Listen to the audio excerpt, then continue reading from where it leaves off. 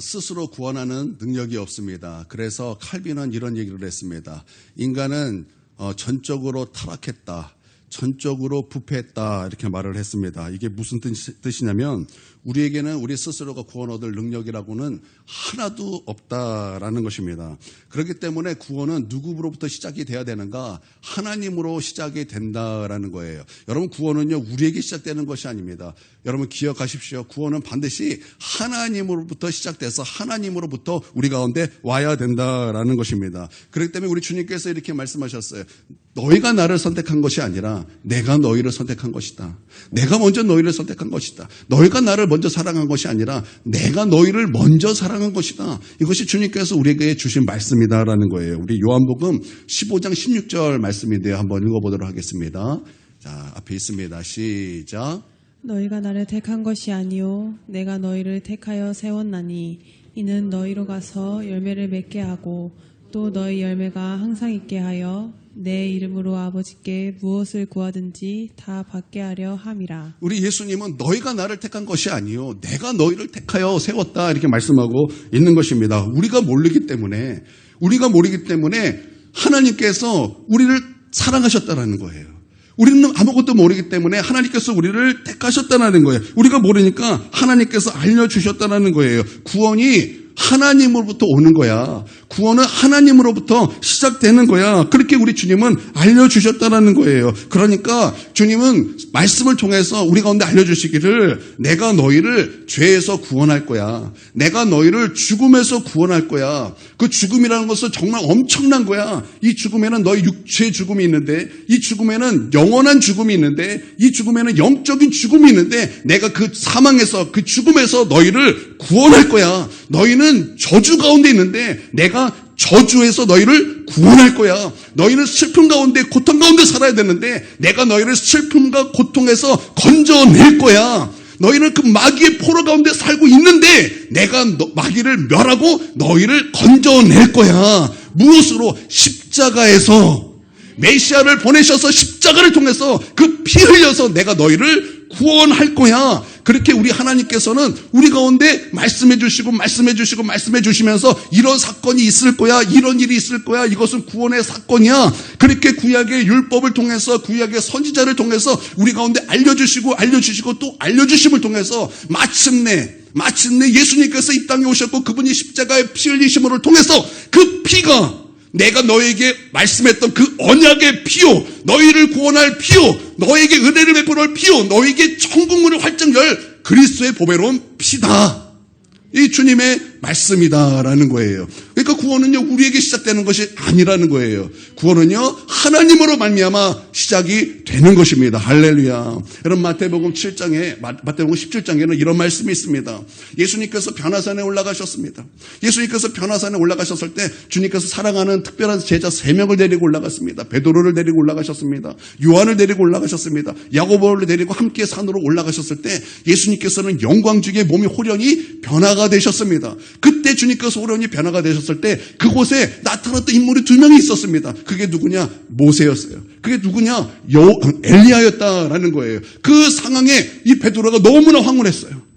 그 주님의 그 영광 가운데 있는 그 베드로가 너무나 황홀했어요. 그래서 자기가 무슨 말 하는지도 모르는 채 주여 여기가 좋사오니 내가 초막셋을 짓겠습니다. 하나는 주를 위하여, 하나는 모세를 위하여, 하나는 엘리야를 위하여 초막을 짓겠습니다 라고 말씀하고 있는 것입니다. 그때 왜 모세가 나타났겠습니까? 왜 엘리야가 나타났겠습니까? 여러분 여기에는요 그냥이 없어요. 분명히 여기에는 분명한 뜻이 있고 여기는 주님께서 말씀하시려는 분명한 의도가 있다는 거예요. 모세가 누굽니까? 여러분 모세가 누굽니까? 모세는 율법의 대표입니다. 그러면 엘리야는 누굽니까?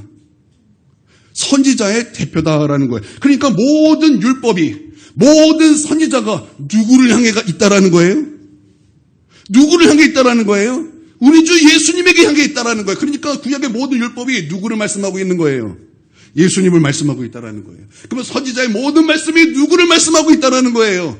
우리 주 예수님을 말씀하고 있다라는 거예요. 그분이 누구냐? 그분이 메시아요. 그분이 누구냐? 그분이 우리를 죄에서, 죽음에서, 저주에서, 형벌에서 마귀에게 구원할 우리 주 메시아 하나님이시다라는 거예요. 할렐루야. 그러니까 여러분 구원은요 누구로부터 시작이 되었다라는 거예요?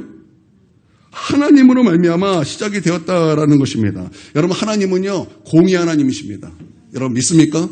하나님은 공의 하나님이기 때문에 여러분 하나님 앞에서 죄에는 반드시 형벌이 있습니다. 왜냐하면 죄의 싹은 사망이기 때문입니다. 그런데 우리는 죄인입니다. 죄인이기 때문에 우리는 하나님 앞에 반드시 형벌을 받아야 되는 거예요. 왜요? 하나님은 공의의 하나님이시기 때문입니다.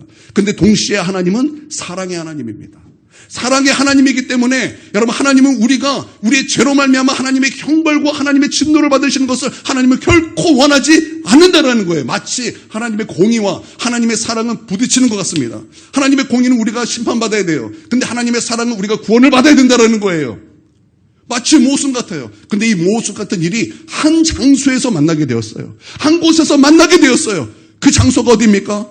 그곳이 어디입니까? 십자가에서 하나님의 공의와 하나님의 사랑이 만나게 되었다라는 거예요. 그래서 십자가를 통해서 하나님은 하나님의 공의를 이루셨고 십자가를 통해서 하나님의 사랑을 이루셨다라는 것입니다. 할렐루야. 그래서 하나님의 공의로 말미암아 우리는 죄에서 심판받아야 되는데 하나님께서 우리가 받아야 될 그 심판을 예수님으로 말미암아 그것을 담당하게 하셨으니 우리가 우리의 죄로 말미암아 찔림을 당해야 되는데 우리 주 예수님께서 우리 대신 찔림을 당하시고 우리가 우리 죄로 말미암아 상함을 당해야 되는데 예수님께서 우리 대신 상함을 당하시고 우리가 우리 죄로 징계를 받아야 되는데 예수님께서 우리 대신 징계를 받으시고 우리가 우리 죄로 채찍에 맞아야 되는데 우리 예수님은 우리 대신 채찍에 맞으셨다는 거예요. 그러므로 그 피 흘려 우리를 구원하셨다라는 것입니다. 할렐루야. 그것을 통해서 우리 주님은 하나님의 공의와 하나님의 사랑을 이루셨다라는 거예요. 그래서 그 피 흘려서 그 피로 우리를 사셔서 하나님께 돌려드리셨다라는 거예요. 할렐루야. 그렇기 때문에 우리 주 예수님에게는 권세가 있으셨습니다.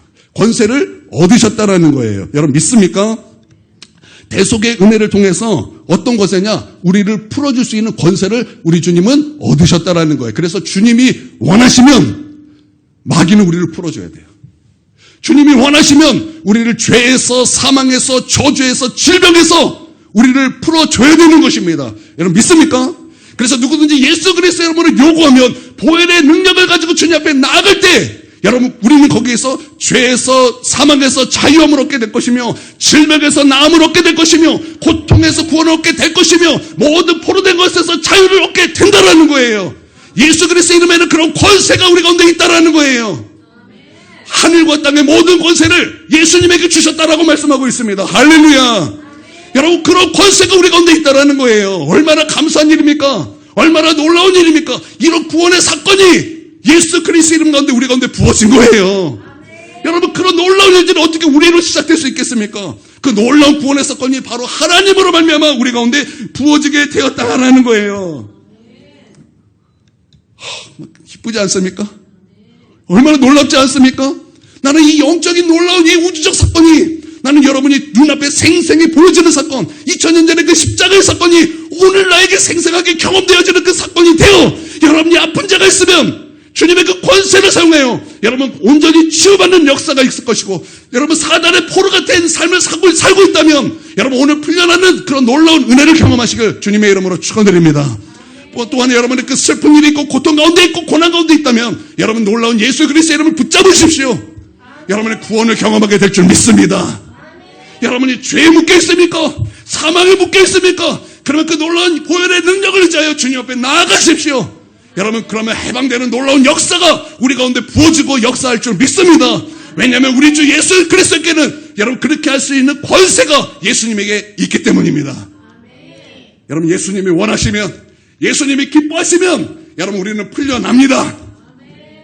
예수님에게는 그런 권세가 있습니다. 주님은 그런 권세를 얻으셨어요. 할렐루야. 그리고 이 놀라운 구원 하나님께서 우리 가운데 부어주시는 이 놀라운 구원 이 구원을 받기 위한 수단이 두 가지가 있어요. 여러분 그 수단은 무엇입니까? 이 놀라운 구원이 우리 가운데 오게 하는 그 수단이 무엇입니까? 이 두 가지가 있는데 여러분 퀴즈예요. 이 정도는 아셔야 되기 때문에 여러분 그 두 가지는 무엇일까요? 첫 번째는 회개입니다. 여러분 회개입니다. 여러분 회개입니다. 그리고 그 다음은 무엇입니까? 믿음입니다. 회개와 믿음이고 오직 믿음이라고 말할 때는 여러분 그 믿음 안에는 회개가 반드시 동반된 믿음이어야 된다라는 거예요. 할렐루야.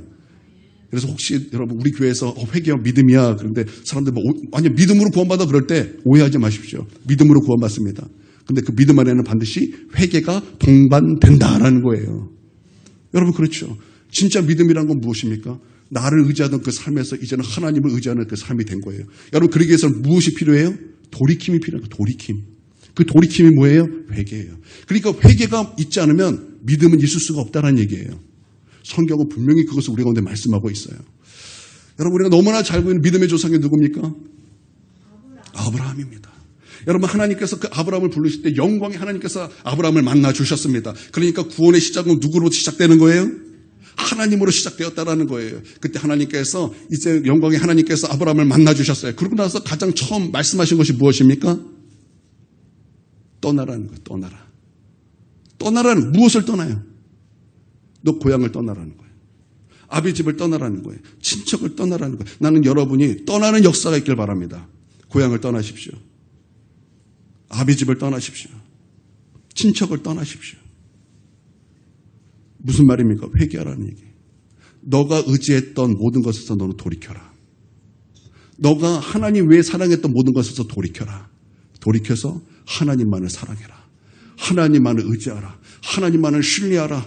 하나님만을 섬겨라. 그러므로 말미암아 아브라함은 돌이킵니다. 고향을 떠납니다. 아버지 집을 떠납니다. 친척을 떠납니다. 그러고 나서 주님께서 말씀하신 갈 바를 알지 못했지만 믿음으로 한 걸음 한 걸음 내디져 마침내 하나님께서 약속하신 가나안 땅에 들어가게 된 거예요. 그러므로 아브라함은 믿음의 조상이 됐는데 여러분 그 믿음이 있기 전에 먼저 무엇이 있었다고요? 회개가 있었다. 돌이킴이 있었다고요. 여러분 지금도 여러분 이것은 구원 얻을 때만이 아니에요. 여러분이 하나님의 능력 가운데 갈 때는 반드시 이 두 가지가 반드시 동반이 되는데 여러분 하나님 앞에 깊은 회개와 여러분 하나님을 향한 믿음이 여러분 보혈의 능력을 끌어오는 것을 여러분 믿으시기를 바랍니다. 한번 읽어볼까요? 사도행전 7장 2, 3절. 창세기 12장인데 스데반이 이것을 인용합니다. 자, 시작. 스데반이 이르되 여러분 부영들이여 들으소서. 우리 조상 아브라함이 하란에 있기 전 메소포다미아에 있을 때에 영광의 하나님이 그에게 보여 이르시되 내 고향과 친척을 떠나 내가 내게 보일 땅으로 가라 하시니. 아멘. 여러분 그런데 회개도 은혜로 되는 거예요. 여러분이 회개하려고 한번 애써보세요. 되나? 회개도 다 은혜로 되는 거예요. 그럼 믿음은요? 믿음으로 말미암아 우리는 믿음을 얻게 되는 거예요. 은혜로 말미암아 믿음을 얻게 되는 거죠. 여러분 그러니까 은혜 받는 게 중요한 거예요. 은혜 받으십시오. 여러분의 마음문을 활짝 여십시오. 마음문을 활짝 열으셔서 예수님을 초청하시고 예수님을 영접하십시오. 그래서 예수님으로 하여금 여러분의 그 마음속에 들어와 여러분의 그 심령 가운데 들어와 주님과 먹고 마시며 기뻐하며 즐거워하는 그 놀라운 은혜 가운데 거하십시오. 마치 굳게 닫혔던 그 문을 활짝 열 때 여러분 햇빛이 그 문을 통해서 쫙 쏟아져 들어오는 것처럼 여러분의 그 마음문을 활짝 열고 예수님을 초청하십시오. 주님의 은혜를 초청하십시오. 성령의 은혜를 초청하십시오. 그러면 하나님의 은혜가 여러분을 다스리실 것입니다. 하나님의 그 은혜가 여러분에게 역사하실 것입니다. 여러분을 자라게 할 것이요. 그 은혜가 하나님께서 우리 가운데 무엇을 주셨는지를 깨닫게 할 것이요. 그 은혜가 우리로 하여금 충만한 삶을 살게 할 것입니다. 그 은혜가 여러분을 회개케 할 것이고 그 은혜로 말미암아 여러분은 믿음을 얻게 될 줄 믿습니다. 여러분 교회 와서 무엇을 바라십니까? 믿음은 바라는 것들의 실상이요 보이지 않는 것들의 증거라고 말씀하고 있습니다. 여러분은 교회 와서 믿음을 통해서 무엇을 바라십니까? 많은 사람들이 이 말씀을 놓고 많은 교리를 만들었어요. 또 많은 것들을 만들어냈습니다. 그래서 나는 나의 모든 필요함을 나는 믿음으로 얻을 것이다. 유명한 말씀이에요. 믿음은 바라는 것들의 실상이요 보이지 않는 것들의 증거니. 그러면 여러분 믿음으로 무엇을 바라십니까?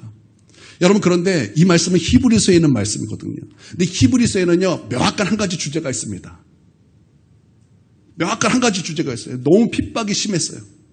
이 황제의 그 핍박이 예수 믿는 사람은 다 순교의 자리로 막 그냥 다 죽어 나가는 거예요. 사람들이 두려운 거예요. 사람들이 두려운 거예요. 두려우니까 무엇을 하는가? 다 주님을 배반하는 거예요. 다 주님을 배반하는 거예요. 그때 믿음은 뒤로 물러가는 것이 아니다. 믿음은 뒤로 물러가는 것이 아니다. 왜 사람을 두려워하느냐? 왜 사람을 두려워하느냐? 그러면서 주님께서 뭐라고 말씀하시냐면 본향을 말씀하세요. 안식을 말씀하세요. 천국을 말씀하세요. 그 천국을 바라라. 믿음으로 천국을 바라라. 그러면 그것이 너에게 실상이 될 것이다. 믿음으로 천국을 바라라. 그것이 너에게 증거가 될 것이다.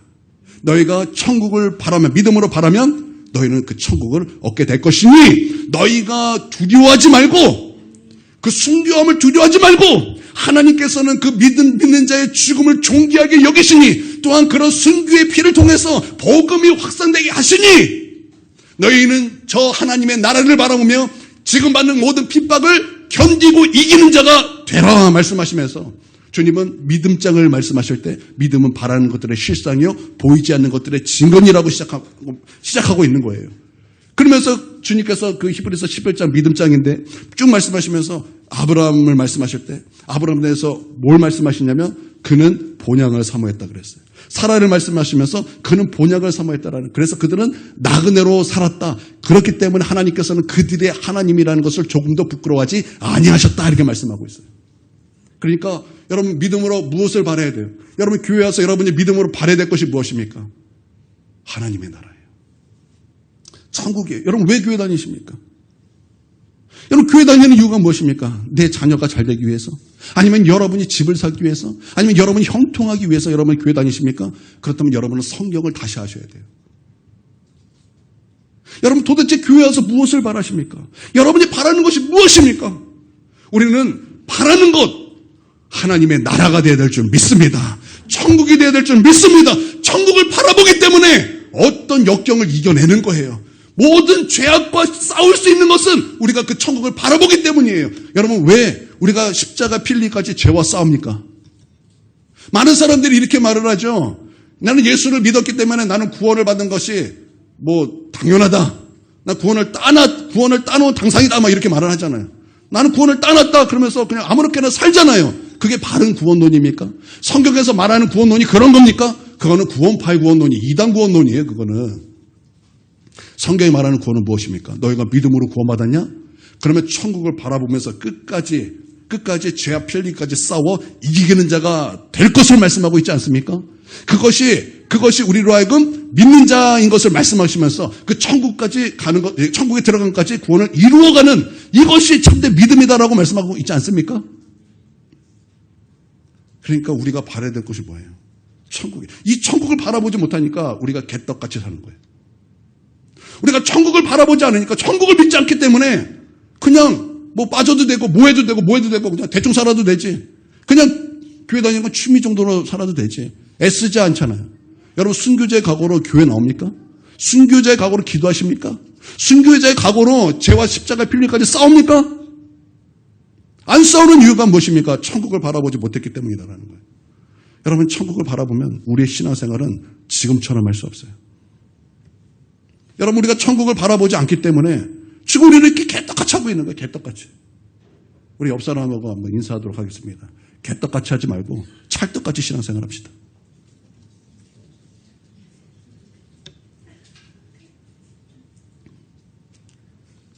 여러분 우리가 잘못된 구원론이 있기 때문에 천국을 바라보지 않기 때문에 그냥 세상 사람들과 똑같이 사는 거예요.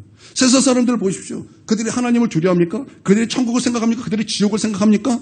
아니요. 그들은 영적인 것 조금도 알 수 있는 능력이 없죠. 그러니까 그들은 이 땅의 전부인 것처럼 살아요.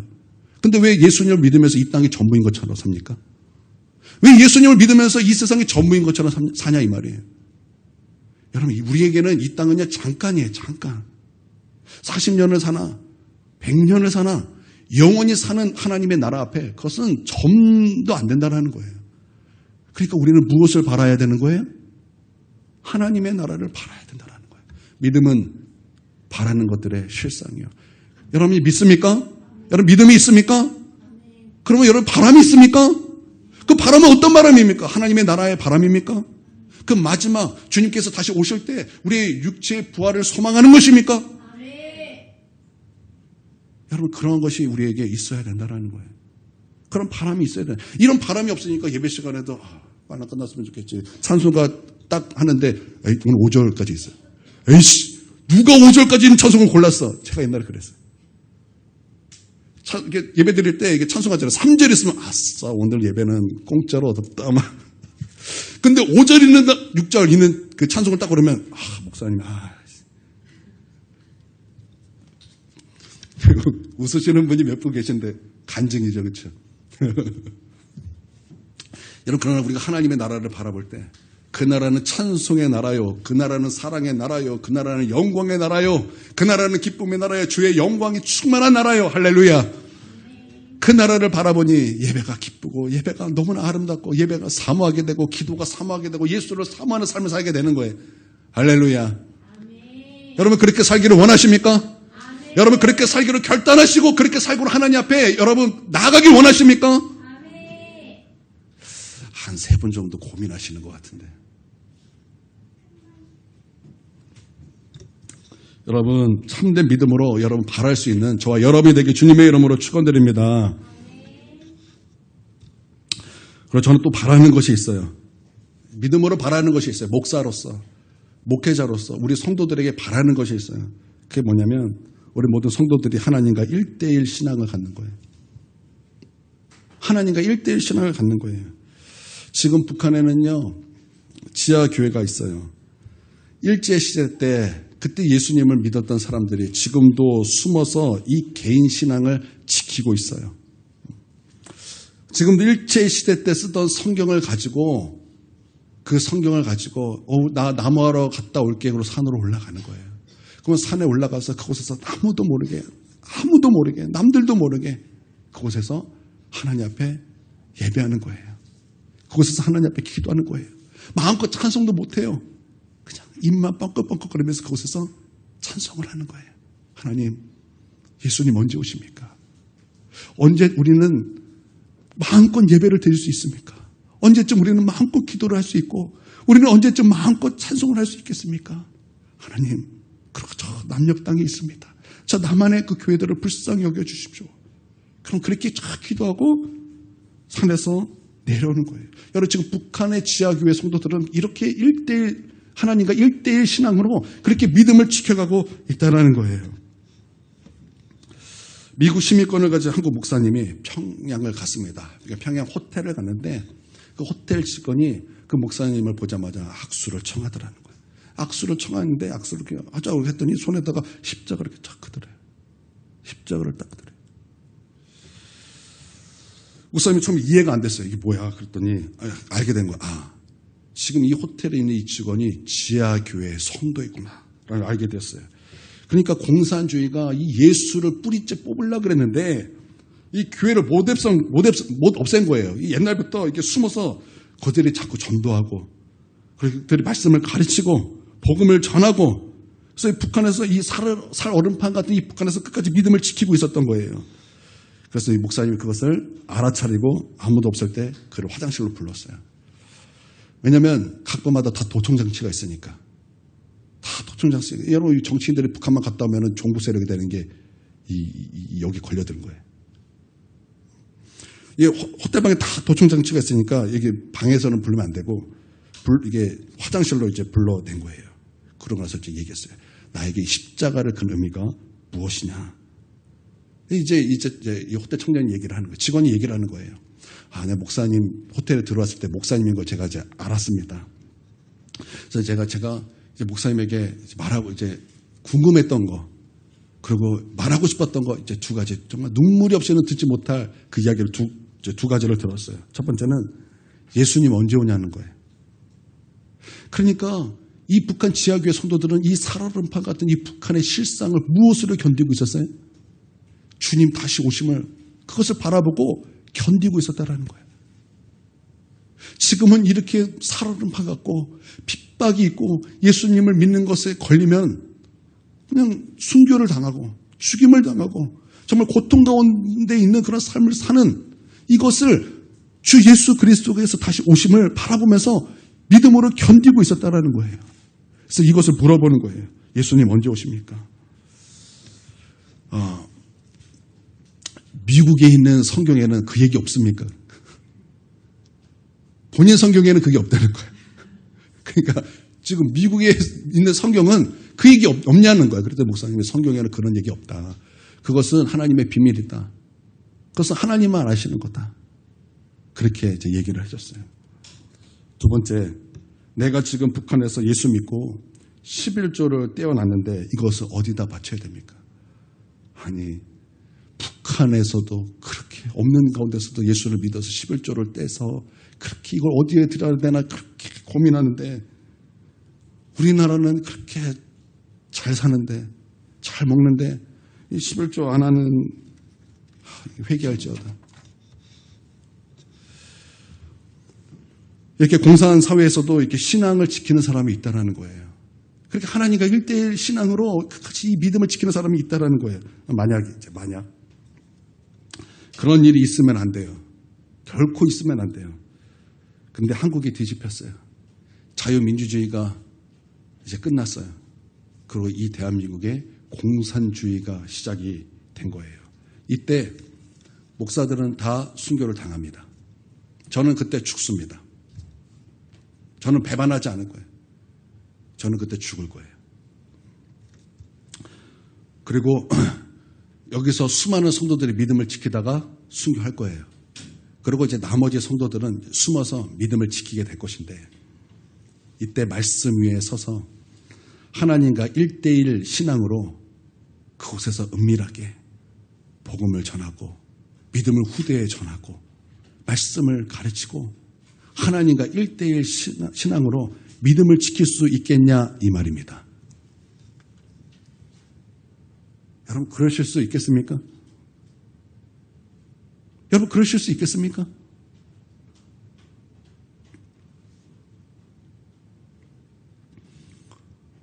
제가 바라는 것이 그거예요.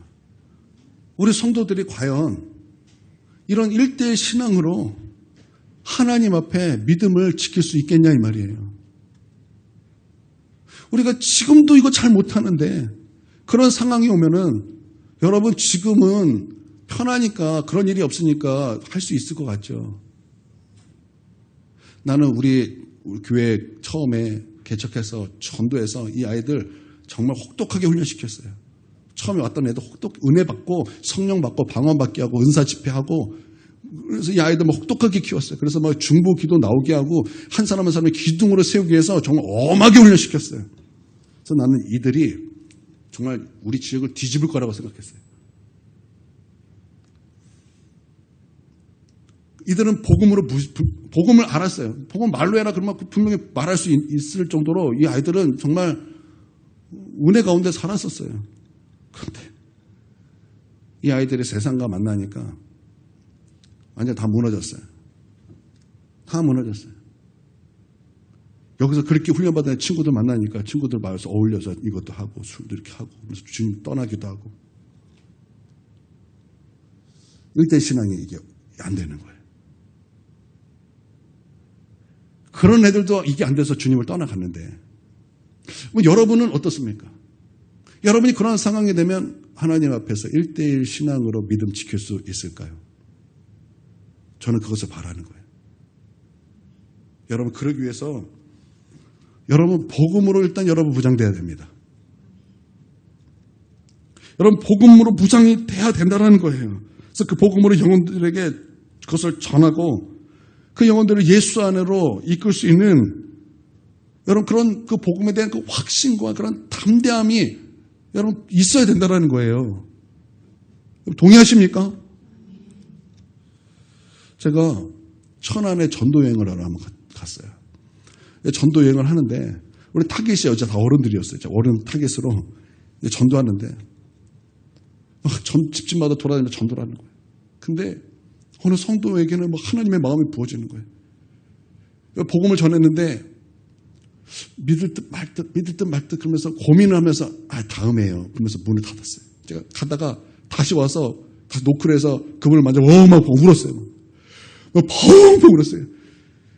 예수를 믿어야 돼. 아니면 지옥 간다고 펑펑 울었어요. 그 영혼이 너무 막 하나님의 마음이 부어져서 그 영혼에 대한 사랑과 안타까움에 펑펑 울었어요. 당황하더라고요. 당황하셨어요. 근데 막 그 영혼에 대한 그 사랑 때문에, 그 영혼에 대한 긍휼함 때문에 제가 복음을 못 전하고 막 펑 울었어요. 막 엉엉 울었어요. 그래서 이제 생각해 보겠다. 내가 예수 믿을 걸 생각해 보겠다.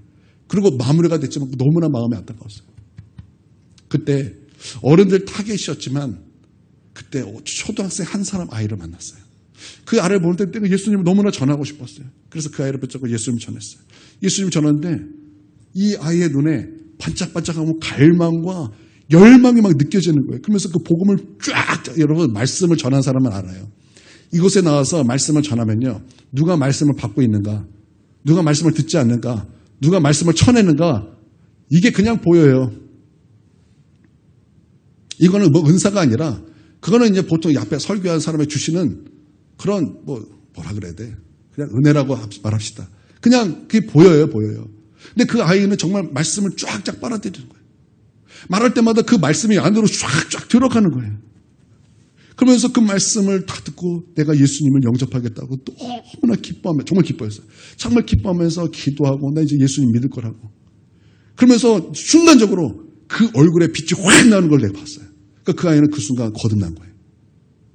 그 아이는 완전 은혜로 말미암아 믿음이 들어간 거예요. 왜 그런가 알고 봤더니 얘가 저를 만나기 전날 미용실에 갔어요. 미용실에 갔는데 미용실에 무엇이 있었냐? 전도지가 하나 있었던 거예요. 미용실에. 그러니까 우리 여성분들 전도지 갖고 미용실에 가세요.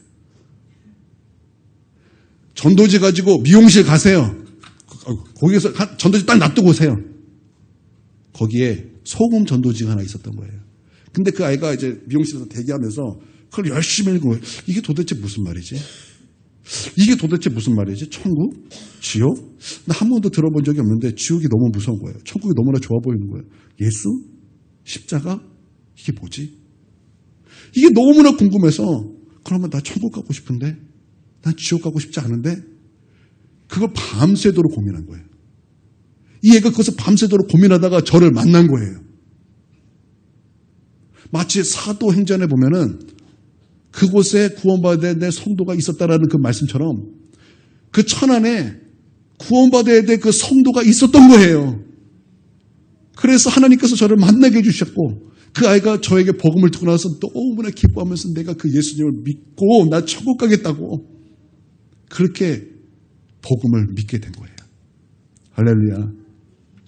여러분 이렇게 이 복음에 대한 확신과 이 복음에 대한 그 담대함을 가지고 한 영혼을 그리스도께 인도할 수 있는 여러분 그런 수준이 돼서 이 복음으로 말미암아 여러분 어떤 상황 속에서도 하나님과 1:1 관계를 할 수 있냐 이 말입니다. 어때요? 하실 수 있겠습니까? 우리 아이들 할 수 있겠어요? 예배 시간에 계속 졸기는 열심히 졸잖아요. 근데 할 수 있겠어요? 할 수 있겠어요? 할 수 있겠어요? 우리 어른들, 권사님들, 우리 권사님들 할 수 있겠습니까?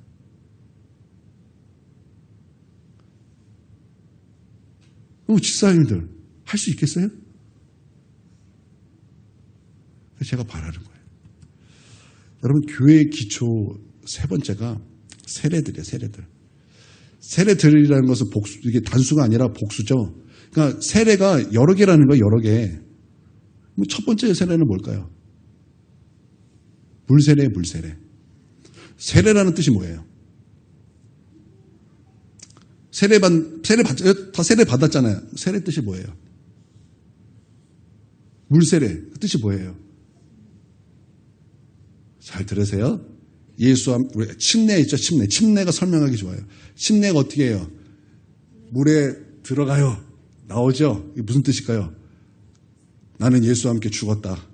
나는 예수와 함께 살았다. 나는 죄에 대해서 죽었다.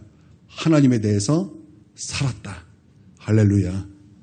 그리고 이것은 내가 공식적으로 나는 예수님을 믿습니다라는 의식이에요. 마치 결혼식과 같은 거예요. 여러분 결혼하지 않고 동거부터 하는 거 사람들 이상하게 보고 이거 아니잖아요. 그렇죠? 그래서 결혼식이라는 건 너무나 중요한 거예요. 마찬가지로 세례는 결혼식 같은 거예요. 예식이에요. 너무나 중요해요. 그래서 세례를 받지 아니하면, 세례를 받지 아니하면 성찬에 참여할 수가 없습니다. 세례 안 받으신 분?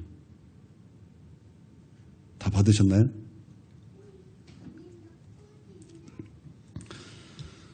이런 물세례가 있어요. 두 번째가 뭐냐? 성령 세례가 있습니다. 이 성령 세례의 증거는 방언입니다. 방언이 따라와요. 이 성령 세례에는 방언이 따라옵니다. 그리고 세 번째는 그리스도의 연합입니다. 보통은 이 세 가지를 세례들이라고 말을 하는데 저는 여기서 한 가지를 더 추가하길 원해요. 그게 뭐냐? 불세례예요. 왜냐하면 세례 요한이 말하기를 마태복음 3장 11절에 이렇게 말씀하고 있어요. 마태복음 3장 11절. 자, 시작. 나는 너희로 회개하게 하기 위하여 물로 세례를 베풀거니와 내 뒤에 오시는 이는 나는 그의 신을 들기도 감당하지 못하겠노라. 그는 성령과 불로 너에게 세례를 베푸실 것이요. 그러니까 세례 요한은 회개하기 위하여 물로 세례를 주었지만 내 뒤에 오시는 분은 나보다 능력이 많으시니 나는 그의 신을 풀게도 들게도 나는 감당치 못하겠다. 그는 뭐라는 거예요? 성령과 불로 너희에게 세례를 베풀 것이다. 그러니까 예수님께서 우리에게 성령 세례를 주신다는 거예요. 또 예수님께서는 또 무슨 세례를 주신다고요? 불세례를 주신다는 거예요. 그렇기 때문에 여러분 성령 세례뿐만 아니라 불세례 역시 여러분 받아야 되는 줄 저는 믿습니다. 제가 경험한 바로 성령 세례는 불세례와 달랐어요. 성령 세례는 맞아요. 방언이 저 동반됐어요. 그때 성령 세례는 머릿속부터 발끝까지 정말 성령이 나를 덮는 사건이에요. 성령이 나를 덮는 사건. 저는 거듭남도 경험했고 그래서 회심도 경험했어요. 저는 성령 세례도 경험했어요. 또 불세례도 역시 경험했어요. 그러니까 제 경험에 의하면 제가 이렇게 말씀한 것이 저는 맞아요. 그래서 성령이 나를 다스리는 거. 자, 우리 시선이 뺏기고 있어요. 우리 아기야, 이제 엄마한테 갈까? 아니, 이제 제 시선이 아니라 우리 성도들이 너무 아이를 이뻐해주고, 그러다가 아기가 앞이니까, 앞에 보면 되게 웃겨요. 눈이다,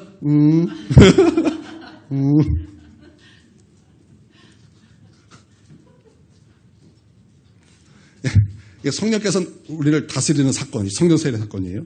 그리고 불세례는요, 정말 말 그대로 불이에요.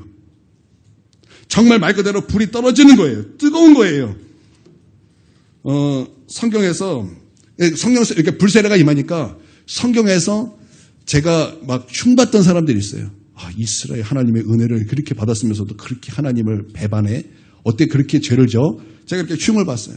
그리고 뭐 어떤 죄인들을 볼 때마다 어떻게 그럴 수 있지? 라고 생각했던 바로 그 사람들의 죄가 나의 죄라는 것을 깨닫게 돼서 그냥 회개의 차원이 아니라 정말 깊은 차원의 회개로 그 불세례는 나를 인도해 주셨어요. 성령의 불세례는 저를 그렇게 인도해 주셨다는 거예요. 또 그 불은요, 저를 사명으로 인도해 주셨어요. 어떤 목사님이 성령의 바람과 같이 임하고 불같이 임하다라는 설교에서 그 불을 말할 때 사명이라고 설교를 했던 그 기억이 나는데 저는 그때 이해를 못했어요. 근데 성령의 불세례를 받고 나니까 그게 이해가 되기 시작하는 거예요.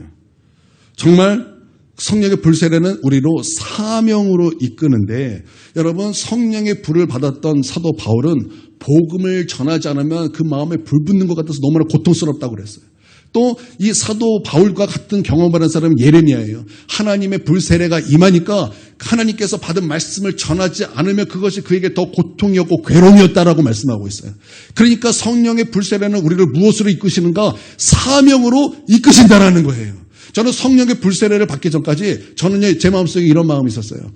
내가 예수님 이제 만나고 거듭났으니까 나는 이제 예수님 잘 믿어서 복을 받아서 내가 하나님의 나라를 위해서 나는 그렇게 하나님을 섬겨야지. 근데 그런 생각이 있어서 나 돈 많이 벌어야 될 이유는 그거야. 이제 그런 마음이 있었는데 성령 세례는 저로 하여금 사명으로 인도한다는 거예요. 사명으로 인도하니까 어느 날 성령의 불 가운데 있는데 갑자기 저는 이 체험이 너무 신기해요. 이 체험이 너무 신기해요. 나는 이런 체험 여러분 다 하시길 바랍니다. 너무나 신기한 체험을 했어요. 그게 뭐냐면 갑자기 시간의 개념이 확 사라지는 거예요. 우리가 알고 있는 시간, 가는 시간 있잖아요. 지금 시간 있게 가잖아요. 근데 그 개념이 딱 사라지는 거예요. 그리고 영혼이라는 개념이 그 개념 속에서 내가 쑥 들어가는 거예요. 근데 그게 너무 신기해. 너무 신기해서 돌아다녀 봤어요. 근데 사람들은 그 시간 속에서 그렇게 사는데 나는 그런 시간의 개념이 사라지고 영원한 개념 속에 내가 들어가게 된 거예요. 그러면서 동시에 하나님 외에는 이 땅에 중요한 것이 단 한 가지도 없다라는 이 놀라운 진리가 내 안에 아로새겨지는 거예요. 너무나 신기한 경험이었어요. 하나님 외에는 중요한 것이 하나도 없다. 이 세상 사람들의 돈은 중요하지만 하나님 앞에서 돈은 하나도 중요한 것이 아니다. 하나님 외에는 중요한 것이 없다. 내가 어떻게 살아야 되는가? 오직 하나님을 위해서 살아야 된다. 그래서 나는 내가 만난 예수님은 예수 믿어야 산다라는 거예요. 예수를 만나야 인간은 살게 된다라는 거예요.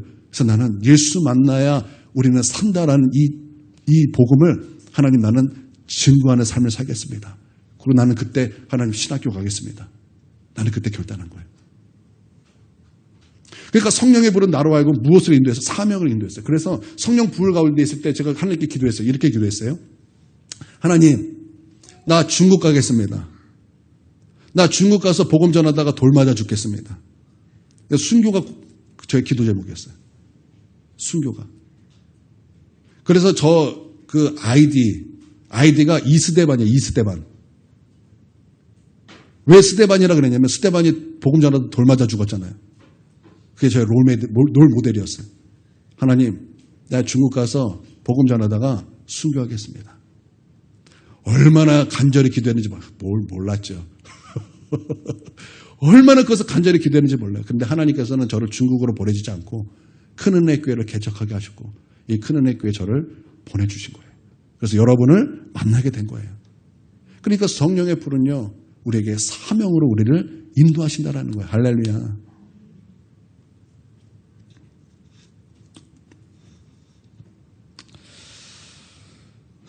그래서 세례라는 것은 물세례, 성령세례, 그리스도의 연합, 그리고 불세례.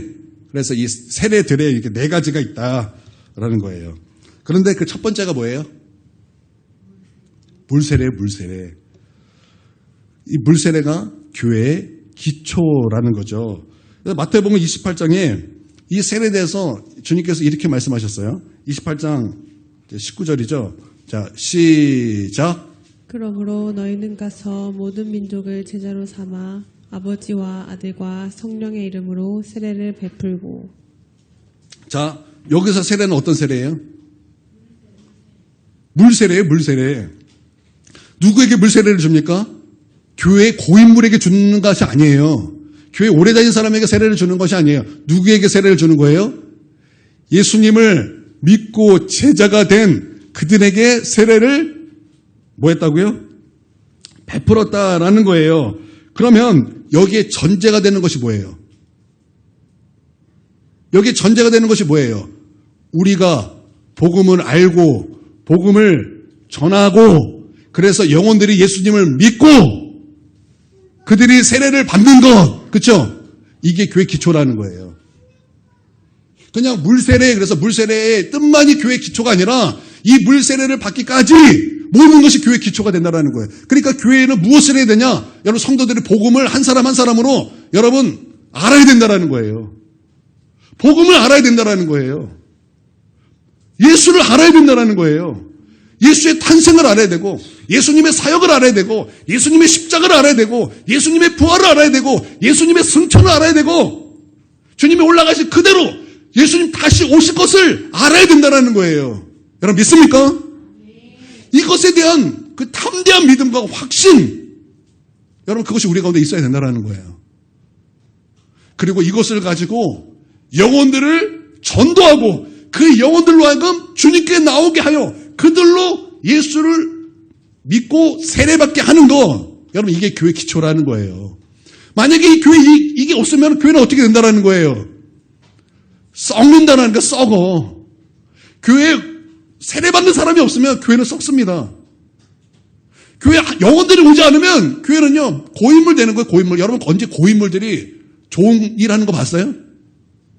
언제 고인물들이 좋은 일 하는 거 봤냐고요? 여러분, 고인물들이 하는 게 뭐예요? 말썽이에요, 말썽. 근데 우리 성도들 잘 보세요. 여러분, 고인물들이죠, 고인물들.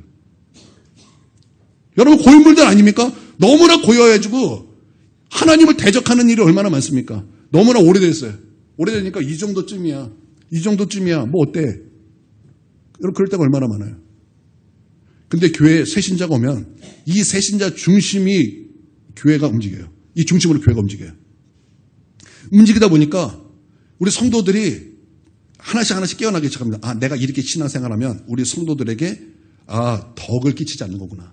내가 주일 성수를 하자면 성도들이 새신자가 나에게 용기를 얻게 되겠구나. 이러면 안 되지. 내가 이런 모습을 보여줘야 돼. 내가 11조 하는 모습 보여줘야 되는구나. 내가 기도하는 모습 보여줘야 되는구나. 내가 새벽 예배 가는 모습 보여줘야 되는구나. 내가 말씀 있는 거 보여줘야 되는구나. 내가 하나님의 말씀에 죽기까지 순종하는 모습 보여줘야 되는구나. 그래서 이 영혼들을 세워야 되는구나. 이렇게 이게 점점 교회가 그렇게 움직이기 시작한다라는 거예요. 있습니까? 그러니까 고인물들, 우리 다 고인물이에요. 우리 이 고인물들을 흩튀기 위해서는 복음을 알고 복음을 전하고 영혼들을 주님께로 인도하여 그들을 세례를 베푸는 것이 우리 큰내교에 가장 시급하게 필요하다라는 거예요. 너무나 감사해요. 너무나 감사하게 여러분 우리 한 달에 2번씩 나가서 전교인이 나가서 전도하잖아요. 이게 얼마나 감사한 일입니까? 여러분 이런 교회가 또 어디 있습니까? 그렇죠? 우리 예배 마치고 첫째 주는 기도, 둘째 주는 전도, 셋째 주는 기도, 넷째 주는 전도 이렇게 나가잖아요. 얼마나 감사합니까? 나는 김용진 권사님이 나가서 전도하는데 전도를 너무나 잘하시는 거예요. 권사님이 어떻게 언제 저렇게 전도를 이렇게 잘하시게 되셨나? 제가 멀리서 봐서 그런가요? 가까이서는 아니었는데 가까이서는 슈퍼마켓은 여기예요. 막. 그거였는데 제가 멀리서 봐서 이렇게 전도죠. 제가 놀랬어요. 우리 아이들 보니까 이게 전도를 해요. 예수 믿으세요. 쭈뼛쭈뼛 하긴 하지만 그래도 해. 그렇게 하는 거예요. 그러면 우리 하나님께서는 우리가 전도를 했어요. 전도를 해서 그 영혼이 오지는 않았어요. 저도 그래요. 저요 전도 진짜 미친 듯이 했었어요.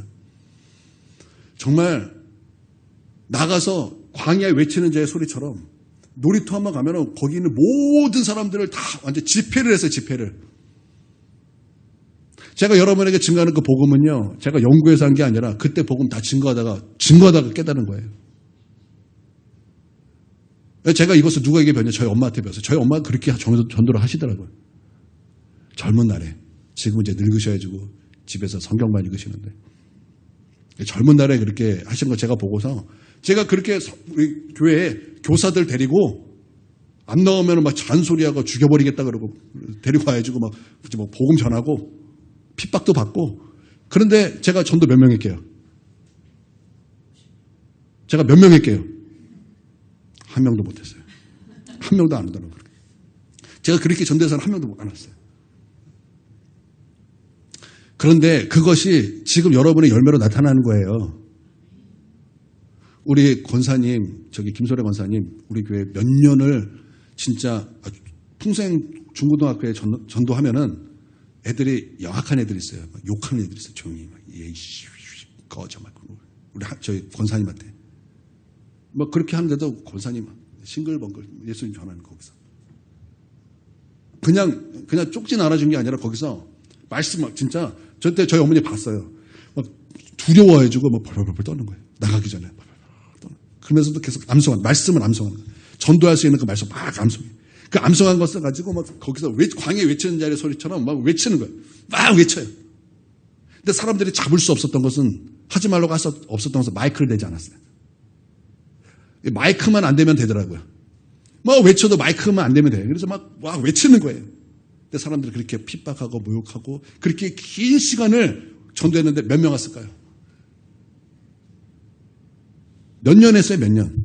그때 사모님도 같이 이렇게 따라가기도 하고 그랬었는데 몇 명 왔을 것 같아요? 한 명도 안 왔어요.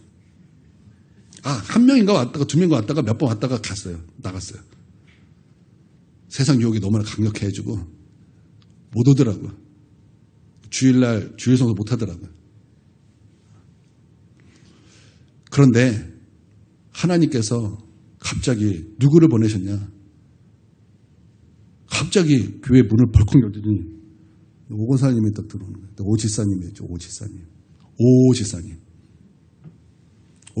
오셔가지고 내일부터 올게요. 쿨하게 내일 올게요. 그냥 내일 오시면 되는데 광고를 예고를 딱 하시더라고요. 예고가 하여튼 예고를 하시고 그리고 이제 아들 하나 손잡고 딱 데리고 오시더라고요. 그러고 나서 갑자기 그날 갑자기 우리랑 오랫동안 만난 것처럼 그날 갑자기 그때 우리 교회 식당 없어야죠. 저희 집에 가서 먹었잖아요. 저희 집에 불쑥 들어와야죠. 갑자기 그날 친해졌어요. 그랬더니 어느 날 있다가 딸을 데려왔네. 또 그 딸이 또 남편을 데리고 왔네. 그 예언이하고 영선이 아니에요. 그러니까 하나님께서 이렇게 사람을 보내주시더라는 거예요. 할렐루야. 이런 것도 중요하지만 어찌됐든 중요한 것은 새신자가 와야 돼. 그래서 세례가 있어야 돼. 그래서 여러분 우리 영혼 구원하는 것에 여러분 이게 교회 기초다. 교회 이거 기초 사라지면 안 된다. 그걸 믿고 복음을 알고 복음을 전하고 교회 세례를 베푸는 그런 크리넥 교회가 되기를 원합니다. 이제 설교 원고 반 했어요. 끝낼 시간이 다 됐어요. 어떡하지? 뒤에 거는 언젠가 할 날이 있겠죠. 우리 좀 일찍 마치도록 할까요? 절대 여러분, 우리 좀 기도합시다. 하나님, 우리 크리넥 교회 성도 복음으로 무장되게 해주세요. 복음을 증거하는 믿음 주십시오. 그리고 우리 크리넥 교회 영혼들이 와서 세례받는 역사 하나님 허락해 주십시오. 그래서 이 교회가 든든하게 서가는 교회가 되게 해달라고 우리 함께 우리 정말 간절히 바라는 마음으로 우리 아름다우신 주님의 이름 한번 크게 부르짖고 함께 우리 통성으로 기도하도록 하겠습니다. 우리 기도할 때 우리 음악 틀지 말고 우리 신디만 이렇게 할게요. 아름다우신 주님의 이름 크게 한번 부르짖고 통성으로 기도하겠습니다. 기도합니다. 주여! 사랑과 은혜가 충만하신 아버지 하나님 감사드리고 찬송 올려드립니다. 아버지 하나님 우리 성도들 복음으로 무장될 수 있도록 역사해 주시옵소서. 예수의 탄생과 예수의 사역과 예수의 십자가와 예수의 부활과 예수의 성장과 예수의 날쏘심의 무장된 성도가 될 수 있도록 역사해 주시옵소서. 주여 역사해 주시옵소서. 주여 복음으로 무장될 수 있도록 역사해 주시옵소서. 주여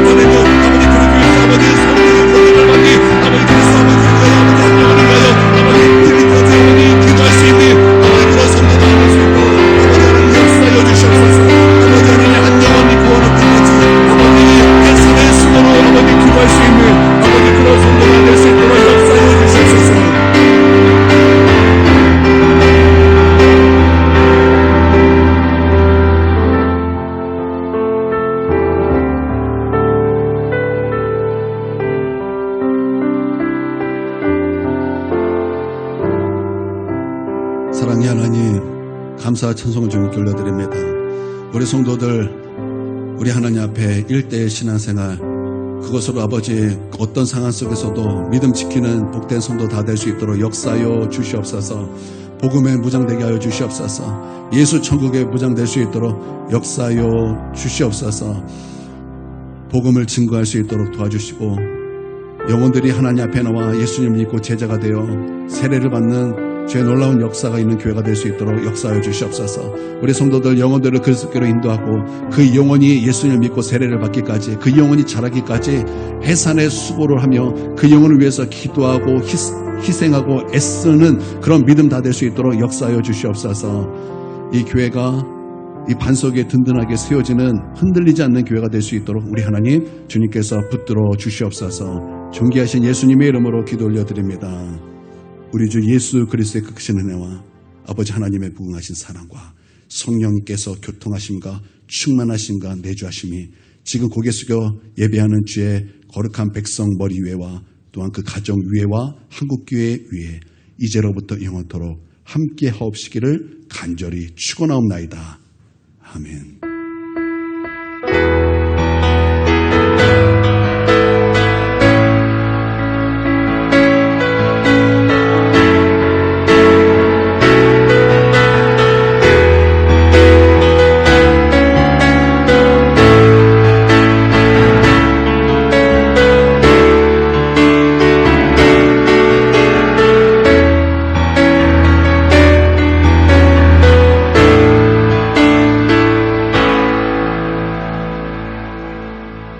예배를 마치겠습니다.